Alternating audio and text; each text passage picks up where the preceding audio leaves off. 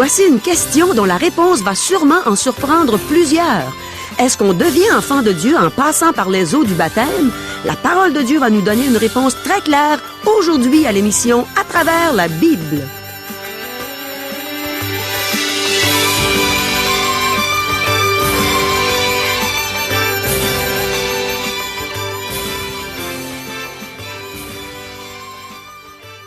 Chers auditeurs, pour en savoir davantage sur le contenu de cette émission, vous pouvez contacter en tout temps Radio Espoir via Internet à www.radioespoir.ca ou par téléphone, sans frais, au 1-877-l'Espoir, 1-877-537-7647. Bonjour, ici Caro. On a encore de très bonnes questions aujourd'hui. Et la Bible va certainement y répondre avec exactitude. Dieu n'aime pas nous laisser dans l'ignorance, peu importe le sujet. Voici nos questions. Qu'est-ce que la Bible dit au sujet de l'ascétisme? Si vous le permettez, j'aimerais donner la définition de l'ascétisme. Je l'ai trouvé dans le Petit Larousse.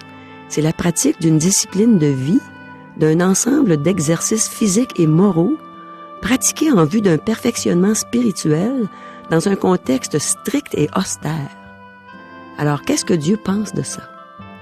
Est-ce que le baptême fait de nous des enfants de Dieu? Qu'est-ce que Dieu veut dire quand il nous ordonne de ne pas aimer le monde? Est-ce que Dieu s'intéresse à l'hygiène et à la propreté de son peuple? Est-ce qu'un organisme chrétien devrait accepter des dons d'argent, des dons qui ont été acquis illégalement? Est-ce que le mariage est sacré aux yeux de Dieu? Demeurez à l'écoute. Le pasteur Régent Joly a ouvert sa Bible et il est prêt à nous donner une fois de plus tout le bon enseignement qu'elle va nous procurer. Mais premièrement, prions. Seigneur, on est à tes pieds. On est dans la joie parce qu'on sait que c'est toi qui vas parler à nos cœurs, que c'est toi qui vas nous instruire pour notre bien et pour ta gloire. Amen. À toi, Régent. Merci beaucoup, Caro. À la dernière émission, nous avons vu que le Seigneur Jésus-Christ avait été fait malédiction pour nous, afin que nous puissions recevoir le pardon de nos péchés et la vie éternelle. Au chapitre 22, nous avons débuté la section des lois qui touchent les relations personnelles et des éléments du quotidien du peuple de Dieu. Entre autres, nous devons veiller sur la propriété de nos frères dans le Seigneur. Nous avons aussi vu que Dieu fait des distinctions entre l'homme et la femme, chacun ayant son rôle. De plus, il a particulièrement protégé les femmes en leur accordant des droits. Nous avons vu aussi que Dieu se soucie de détails tels les oiseaux et la sécurité de notre domicile. De plus, Dieu veut que les siens se séparent du monde, c'est-à-dire qu'ils ne vivent pas selon les principes du monde. Le chapitre 23 fait aussi partie de la section de lois concernant les éléments domestiques et les relations personnelles. Le monde, la chair et le diable s'en prennent aux chrétiens quotidiennement à chaque moment de la journée. Nous vivons dans une époque où la population utilise un langage simple, mais parfois vulgaire. La Bible utilise un langage que tous peuvent comprendre, mais sans vulgarité. Il arrive que certains passent rapidement sur des sections qui traitent de sujets qui peuvent être personnels. Cependant, je crois que nous devons prendre le temps de s'y arrêter, car nous y trouvons des leçons spirituelles. Débutons notre lecture. Deutéronome chapitre 23, verset 1er. Celui dont les testicules ont été écrasés ou l'urètre coupé n'entrera point dans l'assemblée de l'Éternel. Dieu n'approuve pas l'ascétisme. Ne trouvez-vous pas cette loi très étrange? Qu'est-ce que Dieu essaie de nous enseigner? Je crois que ce qui est décrit ici correspond à des pratiques ascétiques et que Dieu les condamne. Au Moyen Âge, en voyant la corruption en Europe, en Asie et en Afrique du Nord, des hommes se sont isolés du monde dans des monastères et ils ont pratiqué l'ascétisme, en se privant des plaisirs de la chair et en se flagellant. Je ne les blâme pas entièrement d'avoir voulu fuir la corruption, mais ce n'est pas la méthode de Dieu, qui désire que nous nous aimions les uns les autres et que nous mettions nos dons au service des autres chrétiens.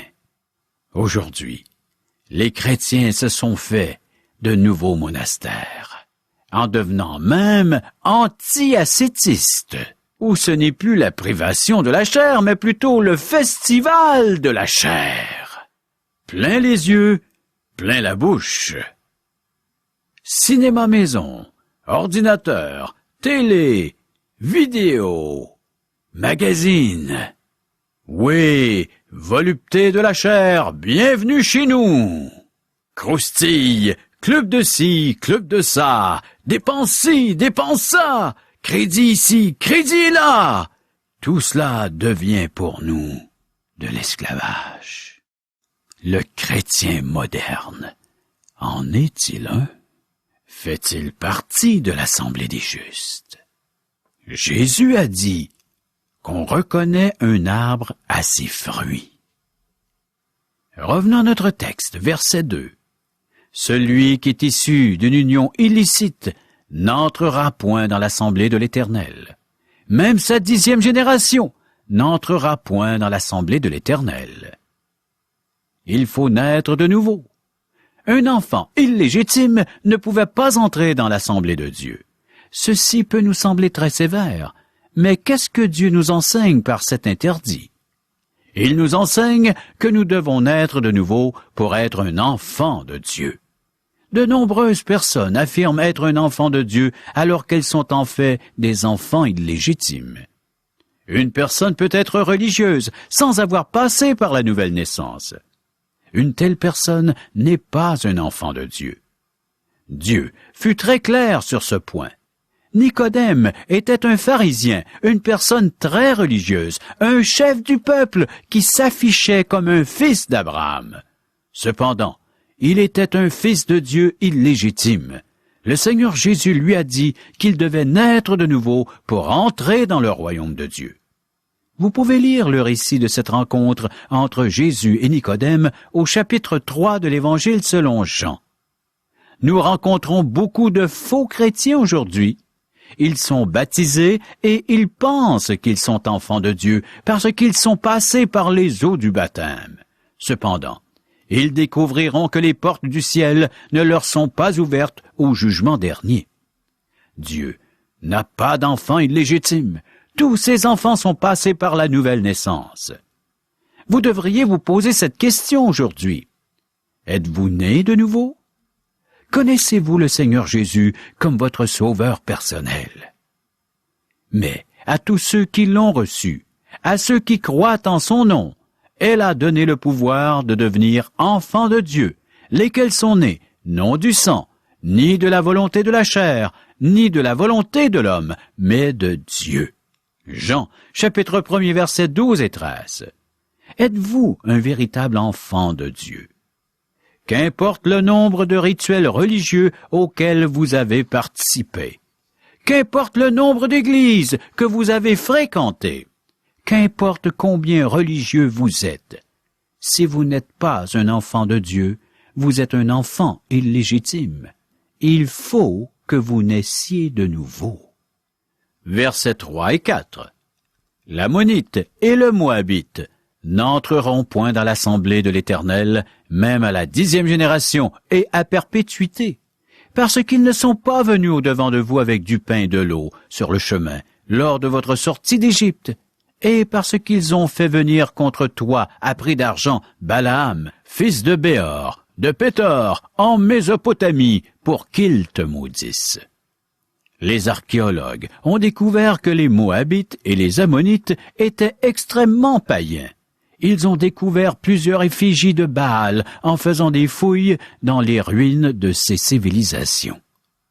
Les membres de fausses religions ne peuvent pas se joindre à l'Assemblée de Dieu. Comment peut-on reconnaître une fausse religion? Simplement à leurs fruits. Ces peuples ne sont pas venus au-devant d'Israël, mais ils ont cherché l'aide de Balaam pour maudire les enfants d'Israël. Versets 5 et 6. Mais l'Éternel, ton Dieu, n'a point voulu écouter Balaam, et l'Éternel, ton Dieu, a changé pour toi la malédiction en bénédiction, parce que tu es aimé de l'Éternel, ton Dieu. Tu n'auras souci ni de leur prospérité, ni de leur bien-être, tant que tu vivras à perpétuité. Ceci semble sévère, mais c'est un avertissement au sujet de se joindre à de fausses religions. Les fausses religions sont d'origine satanique. Le diable ne peut pas faire partie de l'Assemblée de Dieu. Les fausses religions ont créé des problèmes dans ce monde plus que toute autre chose. Il est possible que Satan habite dans un édifice avec un clocher superbe et un orgue au son mélodieux. Méfions-nous des fausses religions qui n'ont pas de place dans l'Assemblée de Dieu. Verset 7. Tu n'auras point en abomination l'Édomite, car il est ton frère. Tu n'auras point en abomination l'Égyptien, car tu as été étranger dans son pays. Dans le livre de la Genèse, nous avions vu qu'Édom est une nation formée des descendants d'Ésaü, le frère jumeau de Jacob. Si Israël devait avoir en abomination Moab et Ammon, il ne devait pas en être ainsi d'Édom, puisque ce peuple était composé de leurs frères. Nous ne devons pas aimer le monde. Ésaü représente la vieille nature du croyant. Nous pouvons haïr la chair, essayer de l'écraser, la punir et la mutiler, mais tous nos efforts seront vains. Nous ne devons pas haïr la chair, mais il ne faut cependant pas lui céder. Notre vieille nature ne doit pas nous contrôler. La chair est en rébellion contre Dieu, mais elle fait partie de nous et la haïr ne mènera à rien. De plus, la nation d'Israël ne devait pas haïr les Égyptiens parce que les Israélites furent des étrangers en Égypte. Dans la Bible, l'Égypte représente le monde. L'apôtre Jean a dit: « N'aimez point le monde, ni les choses qui sont dans le monde. Si quelqu'un aime le monde, l'amour du Père n'est point en lui. » 1 Jean chapitre 2 verset 15. Cela ne veut pas dire que nous ne pouvons pas apprécier les beautés de la nature, notre maison, notre automobile ou tout autre bien matériel avec lequel Dieu nous a bénis. Cependant, nous ne devons pas aimer ces choses. Sans les mépriser, nous ne devons pas les aimer. Nous sommes des étrangers et des voyageurs dans ce monde. Tout comme les enfants, Israël ne furent pas tenus de planter des fleurs dans le désert. Nous ne sommes pas appelés à joindre des mouvements pour améliorer ce monde. Nous sommes plutôt appelés à proclamer la parole de Dieu. Nous sommes seulement de passage sur cette terre. Versets 12 et 13. Tu auras un lieu hors du camp, et c'est là dehors que tu iras. Tu auras parmi ton bagage un instrument dont tu te serviras pour faire un creux et recouvrir tes excréments quand tu voudras aller dehors. Dieu s'intéresse à l'hygiène et à la propreté de son peuple. Partout où le christianisme a pris racine, nous avons vu des améliorations dans ce domaine. Nous sommes concernés par la pollution de nos jours. Qui a pollué la planète? Certainement pas Dieu. Il nous a remis une belle planète avec de l'eau claire et de l'air propre. C'est l'homme, avec son cœur pécheur, qui détruit la planète. Si l'homme gérait la planète selon les principes divins, elle serait une place saine. Verset 14. Car l'Éternel, ton Dieu, marche au milieu de ton camp pour te protéger et pour livrer tes ennemis devant toi. Ton camp devra donc être saint, afin que l'Éternel ne voie chez toi rien d'impur et qu'il ne se détourne point de toi. La propreté fait partie de la sainteté. Dieu veut que nous ayons un environnement, un corps, des pensées, des actions propres. Nous devons refléter la sainteté de Dieu dans notre monde contemporain. Voyez combien pratique est le livre du Deutéronome. Versets 17 et 18.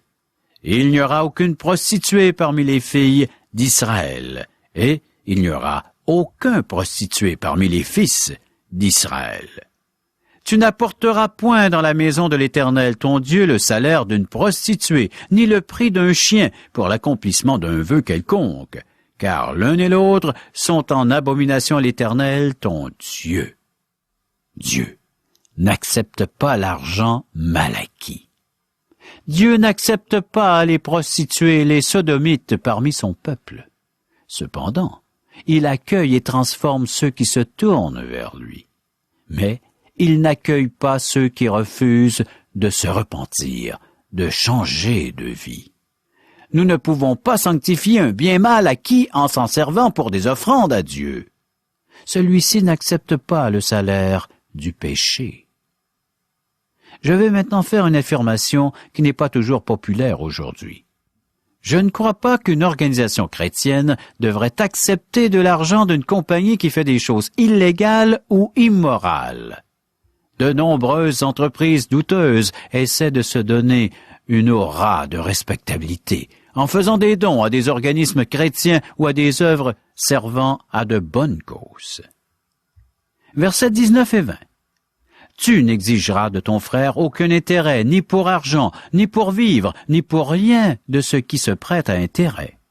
Tu pourras tirer un intérêt de l'étranger, mais tu n'en tireras point de ton frère, afin que l'Éternel ton Dieu te bénisse dans tout ce que tu entreprendras au pays dont tu vas rentrer en possession.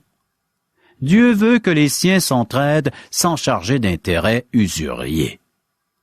Versets 21 et 22. Si tu fais un vœu à l'Éternel, ton Dieu, tu ne tarderas point à l'accomplir, car l'Éternel, ton Dieu, t'en demanderait compte, et tu te chargerais d'un péché. Si tu t'abstiens de faire un vœu, tu ne commettras pas un péché.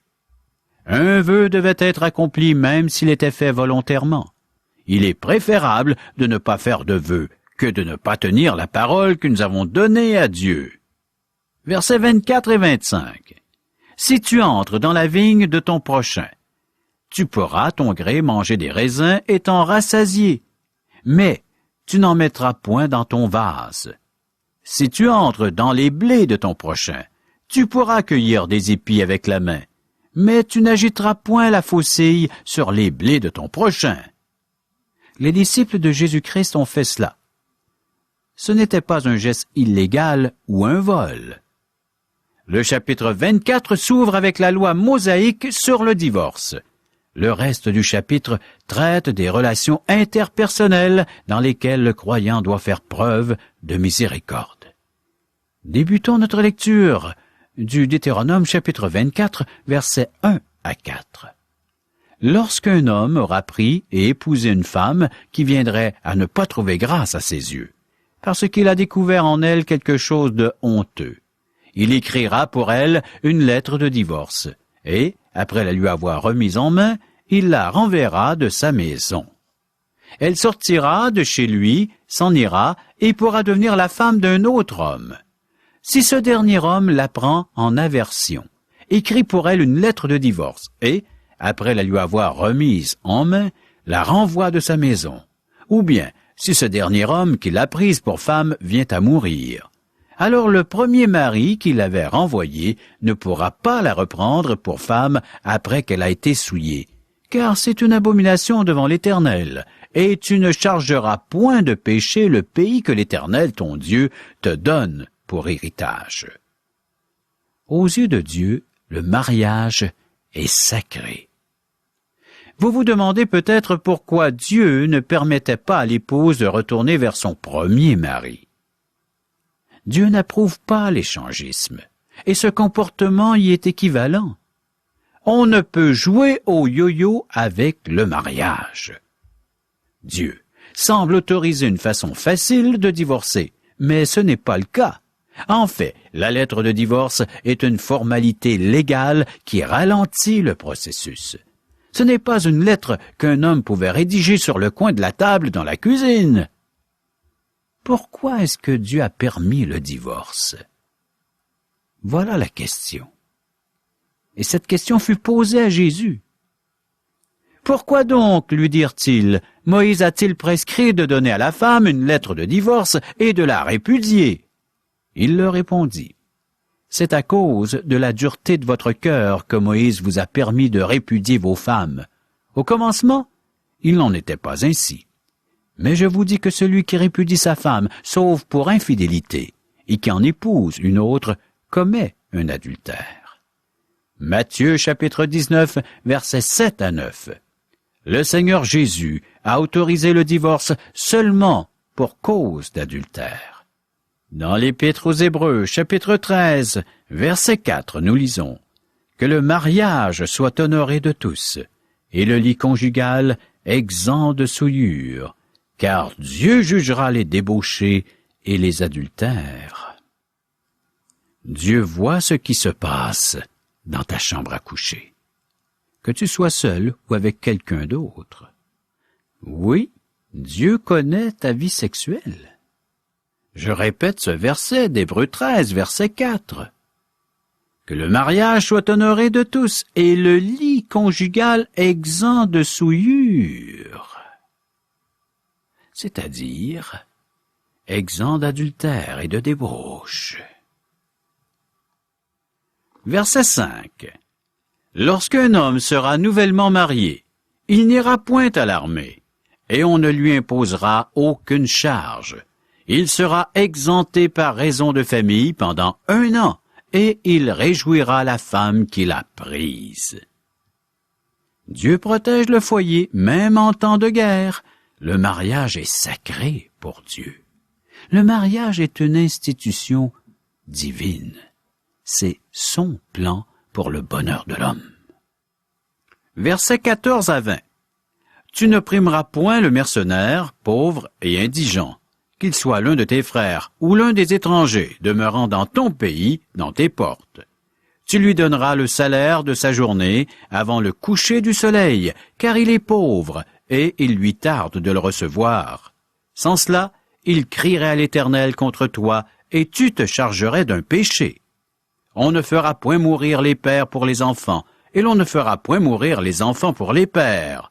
On fera mourir chacun pour son péché. Tu ne porteras point atteinte aux droits de l'étranger et de l'orphelin, et tu ne prendras point en gage le vêtement de la veuve. Tu te souviendras que tu as été esclave en Égypte, et que l'Éternel ton Dieu t'a racheté. C'est pourquoi je te donne ces commandements à mettre en pratique. Quand tu moissonneras ton champ, et que tu auras oublié une gerbe dans le champ, tu ne retourneras point la prendre. Elle sera pour l'étranger, pour l'orphelin et pour la veuve, afin que l'Éternel ton Dieu te bénisse dans tout le travail de tes mains. Quand tu secoueras tes oliviers, tu ne cueilleras point ensuite les fruits restés aux branches. Ils seront pour l'étranger, pour l'orphelin et pour la veuve. Quand tu vendangeras ta vigne, tu ne cueilleras point ensuite les grappes qui y seront restées. Elles seront pour l'étranger, pour l'orphelin et pour la veuve. Tu te souviendras que tu as été esclave dans le pays d'Égypte. C'est pourquoi je te donne ces commandements à mettre en pratique. Dieu prend soin des pauvres. Dieu avait tout un programme pour secourir les pauvres, et il fonctionnait bien. Que fais-tu, toi, du principe de Dieu, de celui du partage? Regarde bien autour de toi. Il y a certainement des gens dans le besoin. Regarde ce que tu pourrais partager avec ces gens-là. Démontre, manifeste la charité, l'amour. C'est un signe concret d'appartenance à Dieu. Si tu as reçu Christ dans ton cœur, comme ton Sauveur et Seigneur, tu es appelé maintenant à tendre la main vers ceux qui sont dans le besoin. Le grand besoin de cette humanité, c'est d'entendre l'Évangile. Toi, qui as reçu ce message de Dieu, tu es invité à le partager avec d'autres.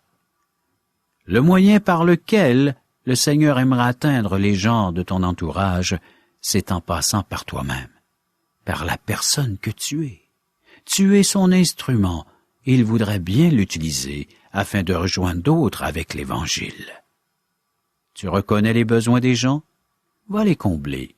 Dieu t'encourage à le faire, et Dieu te donne la force et le courage de l'accomplir. C'est une œuvre juste, une œuvre qui honore et glorifie ton Père céleste. Prochaine émission, Deutéronome chapitre 25 et chapitre 26. Merci, Régent. J'ai bien aimé t'entendre parler de la nouvelle naissance. Il faut naître de nouveau pour entrer dans le royaume de Dieu. Naître de nouveau, ce n'est pas compliqué. Comme Régent nous l'a lu dans l'Évangile de Jean au 1er chapitre, les versets 12 et 13, il est écrit qu'à tous ceux qui ont reçu la parole de Dieu, qui est Jésus, elle a donné le pouvoir de devenir enfants de Dieu, lesquels sont nés non du sang, ni de la volonté de la chair, ni de la volonté de l'homme, mais de Dieu. Chaque enfant qui naît a des parents. Certains parents ont voulu cet enfant et certains parents disent ne pas avoir voulu d'enfant ou un enfant en particulier. Ça doit être terrible pour un enfant de penser que ses parents ne l'ont pas voulu. Mais peu importe qui tu es, mon ami, peu importe si tes parents ont voulu de toi ou n'ont pas voulu de toi, Dieu veut que tu deviennes son enfant. Que tu sois le plus grand pécheur au monde ou la personne la plus pieuse au monde, Dieu veut que tu deviennes son enfant. Et il a pris les grands moyens pour que tu puisses le devenir. Il t'a tellement aimé qu'il a donné son Fils unique, afin que si tu crois en lui, tu puisses recevoir le don gratuit de la vie éternelle. Dieu veut que tu naisses de nouveau, que tu deviennes son enfant, son héritier. Il veut que tu sois co-héritier avec Christ. Paul l'exprime réellement bien dans son épître aux Romains, au chapitre 8, verset 17. Il dit que si nous sommes enfants de Dieu, nous sommes héritiers de Dieu et co-héritiers de Christ. Imagine, des pécheurs comme nous. Puisqu'on sait qu'on est tous pécheurs, comme nous l'affirme l'apôtre Paul dans son épître aux Romains au chapitre 3, verset 23. Alors, je disais, des pécheurs comme nous, qui vont être co-héritiers avec Jésus, qui, lui, n'a jamais péché, mais s'est laissé traiter comme un pécheur. Et il s'est laissé flageller, couronner d'épines, cracher au visage, donner des coups de poing, des coups de fouet, pour moi, pour toi. Il s'est laissé crucifier sur une croix, tout ça par amour pour nous, afin de payer la dette de nos péchés. Et ce Jésus d'amour est en train de te dire, peu importe qui tu es, je t'aime d'un amour éternel et je veux te donner la vie éternelle. En ce moment, tu n'as qu'à croire en moi.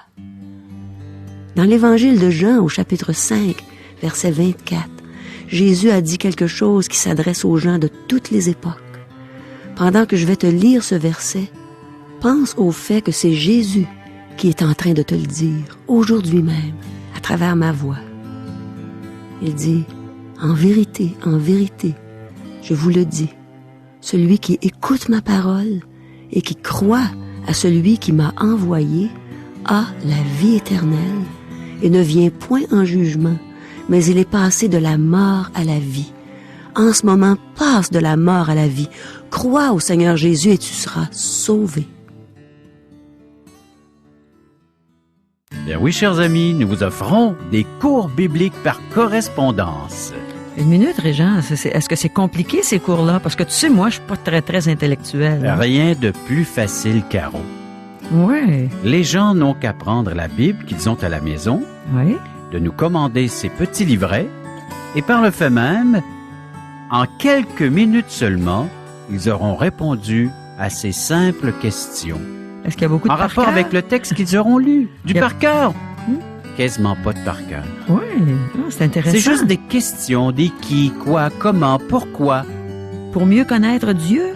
Approfondir le texte biblique afin qu'il puisse nous parler et même nous interpeller. Car son auteur, Dieu, est vivant.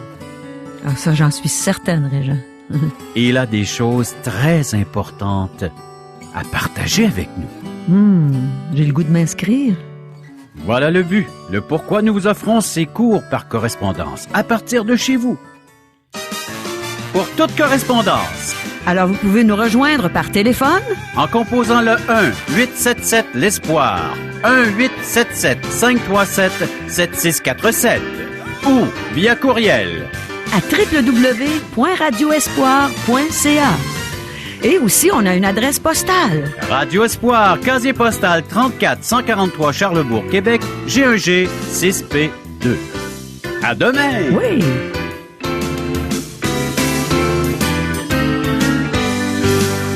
Cette émission vous a été présentée par Radio Espoir.